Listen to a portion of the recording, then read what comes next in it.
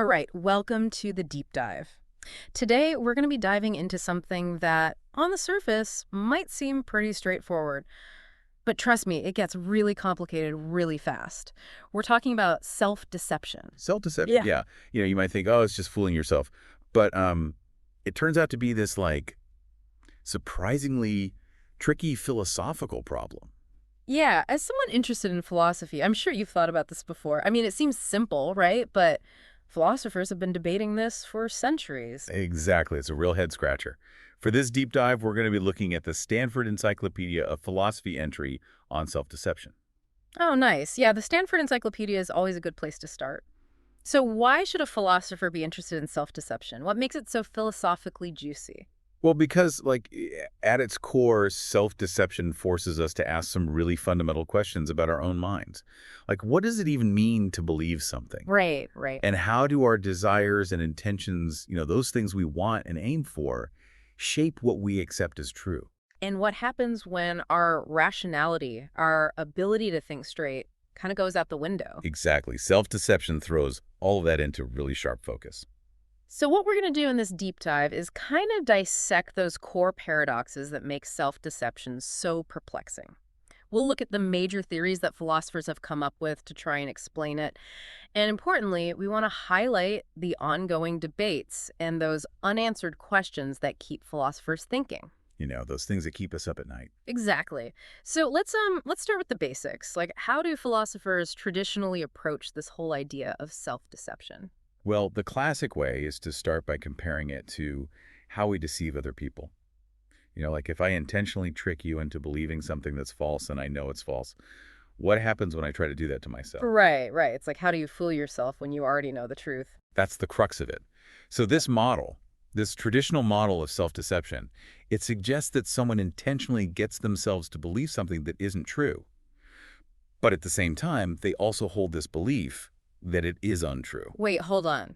How can you believe something is true and untrue at the same time? Yeah, and that leads us to the first major paradox of self-deception. The static paradox, like trying to believe that the sky is blue and not blue at the same time. It just seems impossible. Yeah, like logically impossible. It Wow. goes against, the basic rules of how we think. Exactly. The static paradox points to the apparent impossibility of consciously holding two contradictory beliefs at the same time. And as the encyclopedia points out, this isn't just about beliefs. Oh, it goes beyond that. Yeah, this paradox applies to other psychological states too, like motivation and emotion. Like, can you genuinely intend to do something and not do it at the same time, fully aware of both intentions? Whoa. That's like a whole other level of mind bending. It really is. Okay, so we've got this static paradox. What's the other one? Right. So the other one is called the dynamic paradox, sometimes called the strategic paradox. And this one focuses on the process of self-deception. It asks, how can you intentionally set out to deceive yourself without that very intention, that awareness of what you're doing, completely undermining the whole thing? Yeah, like if you know you're trying to trick yourself, wouldn't that make the trick not work? Exactly. It's like trying to surprise yourself with a birthday party. Yeah. The surprise is gone if you're the one planning it. So the dynamic paradox highlights this tension between the deceiver, the part of you that's aware of the strategy, and the deceived, the part of you that's supposed to fall for it. It's like you need to be both the magician and the audience member at the same time. That's a great way to put it. And these paradoxes, they're not just little philosophical quirks. They're so profound that they've actually led some philosophers to question whether self-deception, as we typically understand it, is even possible. Really, some philosophers just say, nope, can't happen. Yeah, there's a group of philosophers, people like Paluk, Haidt, Kip, Borges. They're all pretty skeptical. They argue that any attempt to resolve these paradoxes ends up kind of watering down our concepts of self or deception so much that we're no longer talking about the same thing. So for them, it's like trying to fit a square peg into a round hole. The concept of self-deception just doesn't fit into our understanding of how minds work. Yeah, exactly. But the majority of philosophers, they take a different view. They argue that the evidence for self-deception is just too strong to ignore. We see it all around us.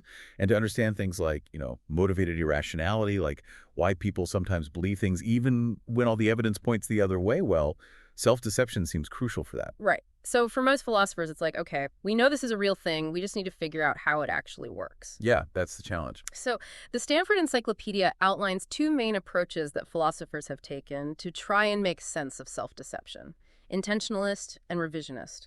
Let's start with the intentionalists. What's their take on all this? Well, the intentionalists, they argue that self-deception is, in fact, intentional. Or, at the very least, it involves some kind of goal or purpose. They see a lot of similarities between deceiving others and deceiving yourself. So, just like we can intentionally mislead someone else, we can intentionally mislead ourselves. Okay, but how does that address that dynamic paradox we talked about? The whole thing about how knowing you're trying to deceive yourself would make the deception fail. Right. That's the tricky part. To get around that, intentionalists typically propose some kind of division or partitioning within the self. So it's not like there's one unified you doing both the deceiving and the being deceived. So it's like there's two parts of you involved. Exactly. And these divisions can be understood in two main ways. Temporally, like over time, or psychologically, like different parts of the mind. Temporal partitioning, that sounds interesting. How does Yeah. that work? So, with temporal partitioning, the idea is that self-deception isn't like a single event. It's a process that unfolds over time. So you might start by intentionally doing something that's meant to lead you to believe something. Okay, like what? Well, think about the example the encyclopedia gives of an official who's done something wrong and destroys all the evidence, fabricates new evidence, trying to cover their tracks. At that moment, they know they're guilty. Right. But then later on, maybe they've forgotten some of the details or they've convinced themselves of their own story and they genuinely come to believe they're innocent. Oh, wow. So it's like the passage of time allows them to kind of forget the original deception and actually believe the lie they've created. Exactly. And at no point are they consciously holding both contradictory beliefs at the same time. Interesting. So who are some of the big names associated with this temporal partitioning view? Well, Sorensen is a key figure, and Bermudez also defends this approach.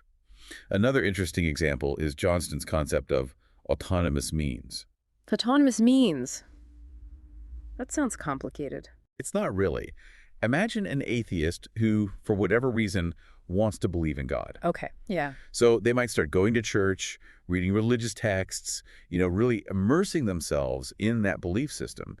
And the hope is that eventually, through this process, they'll actually start to believe in God, even if that wasn't their initial intention. Oh, I see. So it's like by setting things in motion, by engaging in these practices, you create the conditions for the belief to kind of develop on its own. Yeah, exactly. But the encyclopedia also points out some problems with this temporal partitioning view. Right. Like, don't a lot of cases of self-deception seem to happen much more quickly, like in the blink of an eye? That's one objection, yeah. And sometimes these temporally extended cases, they don't seem to have that characteristic tension, that internal struggle that we often associate with self-deception. Right, like you're not really fighting with yourself. You're just kind of going along with it. Exactly. And that brings us to the second major intentionalist strategy, psychological partitioning. So instead of dividing the self across time, this one divides it like within the mind itself. Exactly.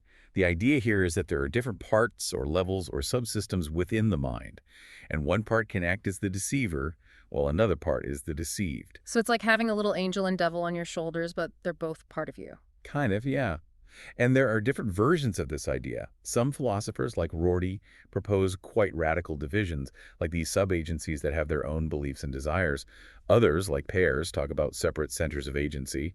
And then you have Davidson, who proposes more subtle boundaries between conflicting attitudes and intentions. Right. So it's a spectrum of how kind of separate those different parts of the self are. But why do intentionalists go to all this trouble to divide the mind? Well, remember that static paradox? The one about how you can't believe P and not P at the same time? By dividing the mind, they can say, okay, the deceiving part holds the true belief, not P, and it's trying to trick the deceived part into believing P. So those contradictory beliefs are held by different parts of you, not by a single unified self. Oh, I see. So it's like they're trying to solve the paradox by saying, well, it's not one person believing two opposite things. It's two parts of one person believing different things. Exactly. And the encyclopedia gives a good example of this with a Nazi official.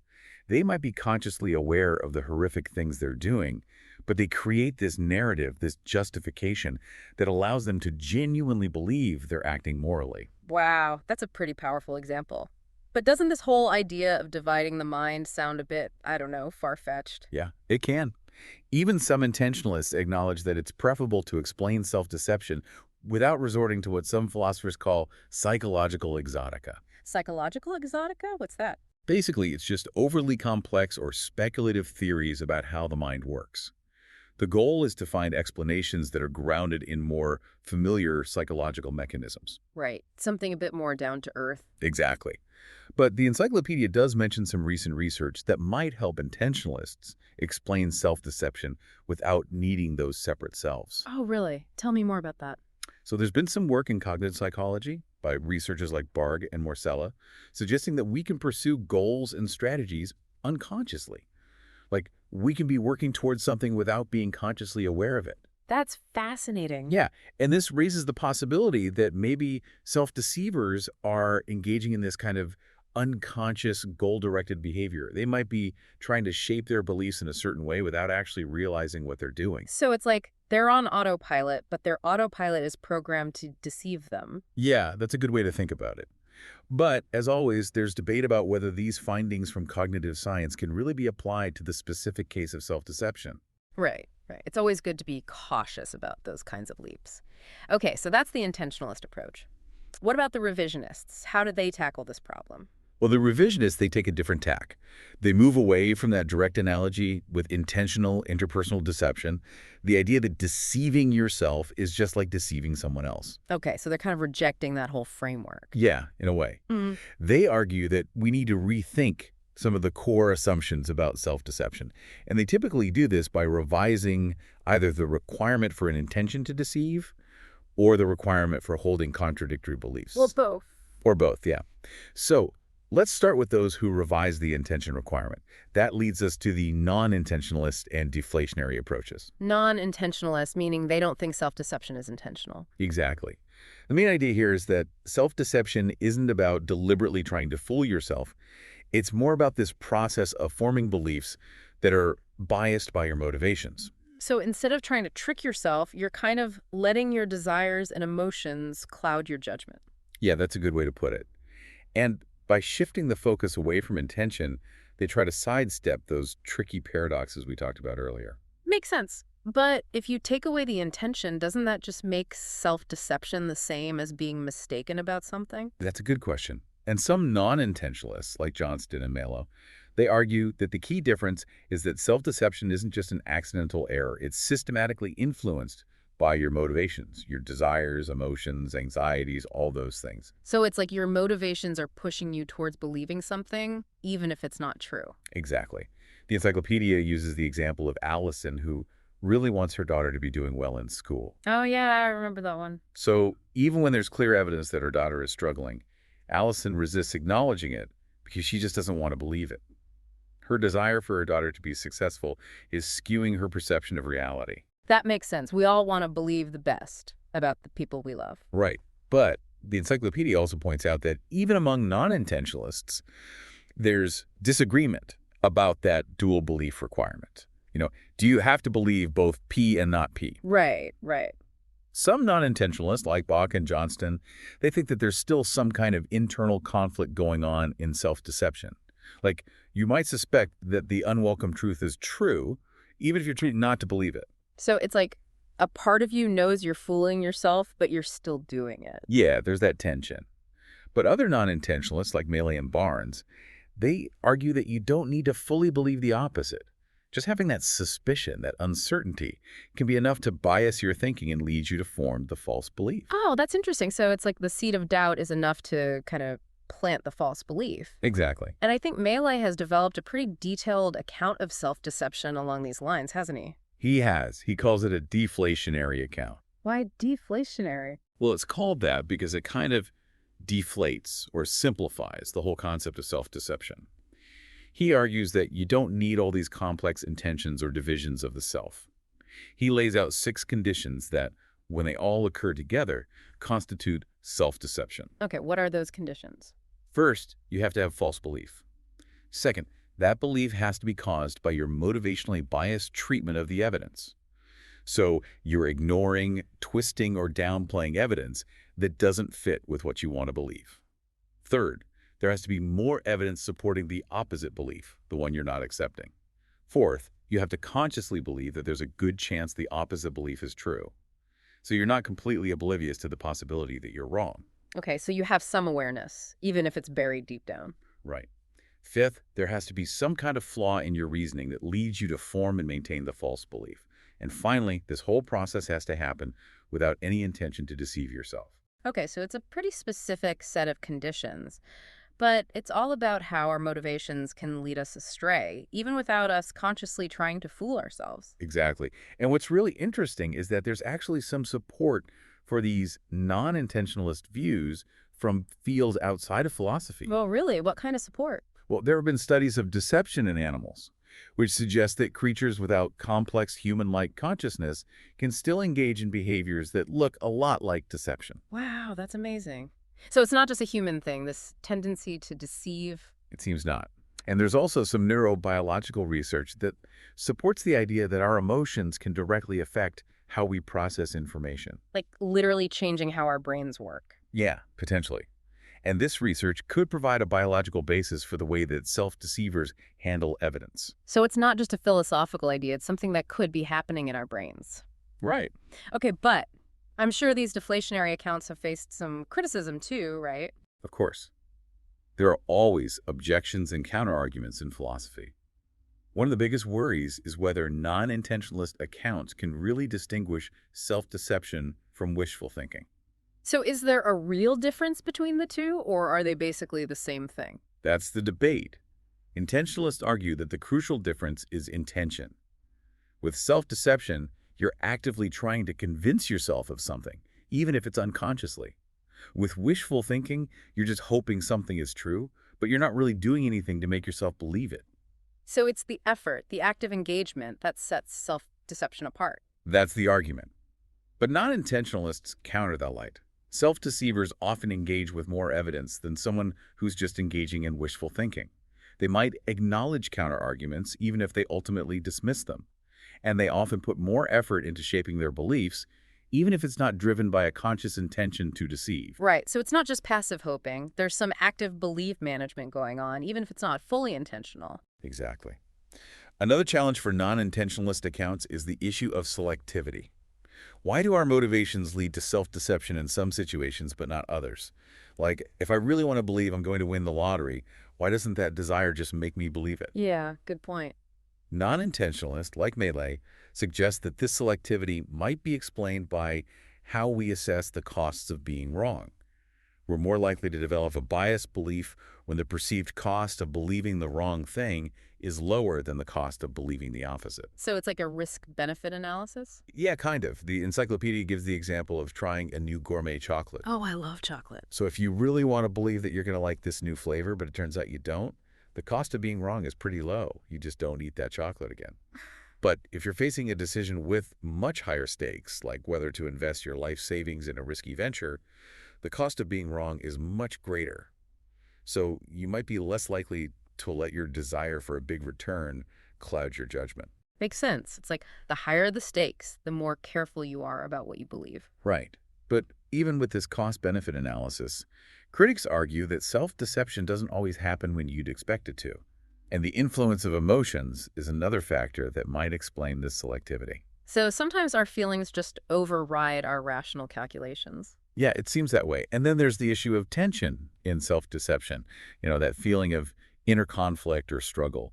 Some critics argue that deflationary accounts, which often deny the simultaneous belief in the opposite, can't really explain this tension. Right, like if you don't actually believe the opposite of what you're deceiving yourself about, why would there be any tension? That's the critique. Yeah. They point to cases like Ellen, who's avoiding looking at her biology grades. There seems to be an underlying awareness there, a sense that she knows she might not have done well, even if she's not fully acknowledging it. Yeah, it's like you can't always run away from the truth. It catches up with you eventually. Right. And critics argue that deflationary accounts struggle to capture this aspect of self-deception. But deflationary theorists, like Melee, they argue that you don't need to fully believe the opposite to experience that tension.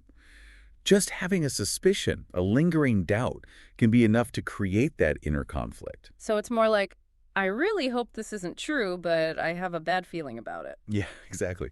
And there's a lot of debate about whether these deflationary accounts are really capturing the essence of self-deception, especially in those cases where there's really deep inner conflict. Some philosophers argue that those cases might be better understood as self-delusion, which is something slightly different. Self-delusion, what's the difference? Well, with self-deception, there's still some connection to reality, some awareness of the possibility that you're wrong. But with self-delusion, you're completely cut off from reality. You're firmly entrenched in a false belief, even in the face of overwhelming evidence to the contrary. So it's like self-deception is more like bending the truth, while self-delusion is like breaking it completely. That's a good analogy. And then there's the issue of self-knowledge, which is a big one in philosophy. Self-knowledge, right? Knowing yourself. Exactly. And one of the things that often happens in self-deception is that people seem to have false beliefs about their own beliefs. Like they might genuinely believe that they believe something, even when they don't. So it's like they're deceived about their own state of mind. Yeah, exactly. And this is another area where deflationary accounts have faced criticism. Critics argue that just having a false belief, even if it's caused by your motivations, doesn't necessarily mean you're self-deceived. You might just be willfully ignorant, meaning you're choosing not to know the truth, but you're not actually deceiving yourself about what you believe. So it's like you're turning a blind eye to the truth, but you know you're doing it. Right. Yeah. And Millay has tried to address this by adding another condition to his deflationary account, the idea that there has to be some kind of flaw in your reasoning that leads you to form and maintain the false belief. So it's not just about ignoring the evidence. It's about actively misinterpreting it or reasoning about it in a flawed way. Exactly. But even with this added condition, some critics argue that it might not capture all cases of self-deception, especially those where the person seems completely unaware of the true nature of their belief. So it's still an ongoing debate. Absolutely. And then there's the issue of agency, which is another big one in philosophy. Agency, right? The ability to act freely and make your own choices. Exactly. And some critics worry that deflationary accounts make self-deceivers seem like passive victims of their own motivations, rather than active agents who are shaping their own beliefs. Like they're just being swept along by their desires and emotions with no real control over the process. Yeah, that's the worry. But there are philosophers like Lynch who argue that you can still have agency in self-deception even without a conscious intention to deceive. How does that work? Well, Lynch's idea is that self-deceivers might still be engaging in intentional actions, like seeking out information that confirms their desired belief or avoiding information that contradicts it. So it's like they're not intentionally trying to deceive themselves, but they're still making choices that lead them during that path. Right. And the debate then becomes whether these unintentional but still goal-directed actions are enough to count as genuine agency. Okay, so that's a lot to unpack about revising the intention requirement. But remember, we said revisionists could also revise the belief requirement. Right. How does that work? So this approach involves challenging that traditional idea that you need to believe both P and not P to be self-deceived. Instead, they suggest that you might have some other mental state, some kind of doxastic proxy that plays a similar role without requiring those contradictory beliefs. A doxastic proxy. What's that? Basically, it's something that's like a belief, but not a full-fledged belief. It might motivate your actions and shape your thinking in a similar way, but it's not as sensitive to evidence or as easily changed. Okay, I think I'm following. So what are some examples of these doxastic proxies? Well, one strategy is to deny the unwelcome belief, not breme. So instead of actually believing the opposite of what you're deceiving yourself about, you might just have a suspicion, a doubt, or a vague feeling of unease. So it's like, I don't want to believe this is true, but there's a nagging feeling that it might be. Exactly. And this can be enough to motivate you to avoid thinking about it, to seek out confirming evidence, to do all the things that self-deceivers do. So it's like the seed of doubt is enough to kind of plant the false belief. Yeah, that's a good way to think about it. And both intentionalists and non-intentionalists can use this strategy. For intentionalists, the focus might be on the intention to bring about belief in pay, even if you don't fully believe not to be. And for non-intentionalists, it's about how your motivations can lead you to acquire the false belief without ever needing to fully endorse the opposite. Okay, I see how that works. But what about the welcome belief pay? Can you have self-deception without actually believing the thing you're deceiving yourself about? That's another strategy, denying the welcome belief. Some philosophers argue that you might not actually need to believe thief. You just need to have some other mental state that's strong enough to motivate your actions and shape your behavior. So what kind of mental states are we talking about? Well, it could be something like sincerely avowing thief, meaning you say you believe it, even if you don't deep down. So it's like putting on a front, pretending to believe something. Yeah, kind of. Or it could be a state called desire, which is a blend of belief and desire. Desire, that's a new one. Yeah, it's a bit of a philosophical invention. But the idea is that you both want something to be true and kind of believe it's true, even if you don't have strong evidence for it. Interesting. So it's like your desire is kind of bleeding into your belief system. Yeah, it's a good way to put it. And then there's the idea of engaging in imagination or fantasy, like acting as if fifth were true, even if Yeah. you know it's not. So it's like living in your own little world where your desired belief is reality. Exactly. And all of these states can influence your behavior, even if they're not as strong as full-fledged beliefs. Right, right. And the encyclopedia also mentions this thing called the higher order belief approach. Ah, yes. That's another way to deny the welcome belief.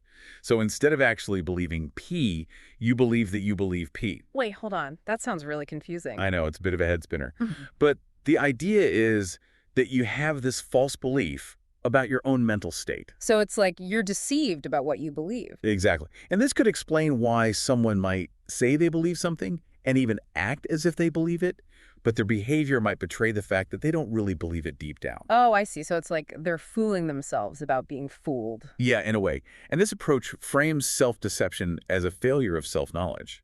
You're mistaken about your own mental state. That's a really interesting way to look at it. It is. And then there's an even more radical approach, denying both the welcome and unwelcome beliefs. Whoa, hold on. Denying both. So you don't believe P and you don't believe not P. Yeah, this is called non-doxasticism. Non-doxasticism. That sounds very philosophical. It is. And the idea here is that maybe self-deception doesn't involve belief at all, at least not in the traditional sense. So if it's not about belief, what is it about?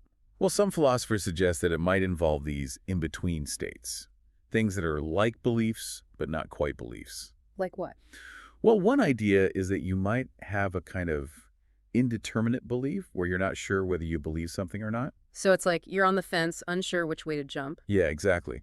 Or you might have a state that's more like a hope, a fear, or an anxiety rather than a belief. So it's more about your feelings than your thoughts. Right. And the argument is that we can explain all the things we typically attribute to self-deception using these non-doxastic states without needing to bring in beliefs at all. Okay, that's a pretty radical departure from the traditional view.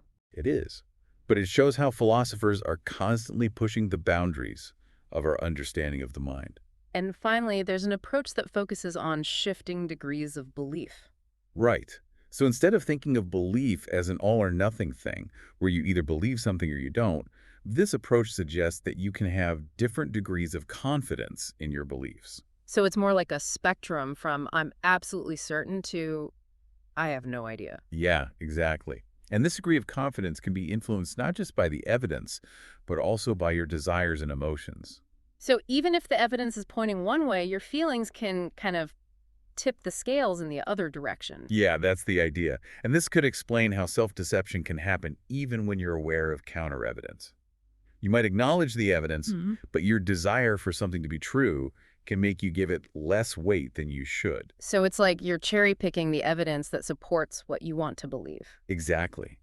And this approach could potentially explain both positive and negative self-deception. Negative self-deception. We haven't talked about that yet. Negative self-deception is when you end up believing something that you don't want to be true. So it's like your worst fear is becoming reality in your own mind. Yeah, kind of. And the classic example is the jealous husband who comes to believe that his wife is cheating on him, even though there's no real evidence. That's a tough one. It is. Yeah. And it poses a real challenge for both intentionalist and non-intentionalist accounts. How so? Well, for intentionalists, it's hard to explain why someone would intentionally deceive themselves into believing something they don't want to be true. Like, what's the motivation there? Yeah, it seems counterintuitive.